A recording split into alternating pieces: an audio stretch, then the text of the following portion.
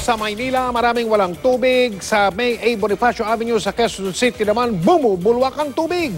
Yan ang tinutukan ni Chino Gaston. Parang fountain ang waterline na ito ng Maynilad sa A. Bonifacio Avenue, Quezon City sa lakas ng bulwak ng tubig.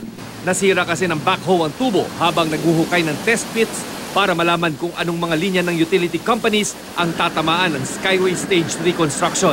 Sa lakas ng puwersa ng tubig, hindi agad matukoy kung alin sa tatlong waterline sa lugar ang tinamaan at gaano kalaki ang pinsala nito.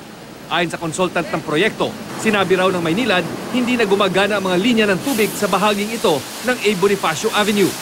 Sorry na lang po sa mga naabala natin regarding yung inconvenience na nangyari.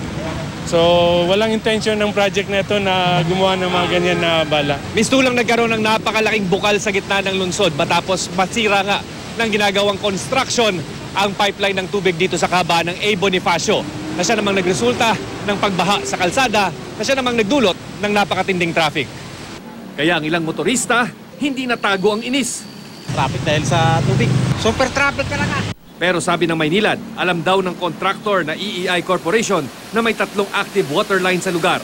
Di rin daw sila nagkulang ng kanilang koordinasyon sa kontraktor. Inaalam pa rin ngayon kung ang nasirang linya ay ang major water line na nagbibigay ng tubig sa kinukumpuning bahagi naman ng water line sa San Juan Street sa Tondo, Maynila. Kung sakali mas malaking problema ito dahil kung hindi mareremedyohan, maaari raw mawalan muli ng tubig ang mga lugar na nakararanas ngayon ng rotating water interruption gaya ng Cavite, Manila, Las Piñas at Parañaque. Meron kaming ginagamit na pipeline. Siya yung nagsusupply doon sa mga ibang areas.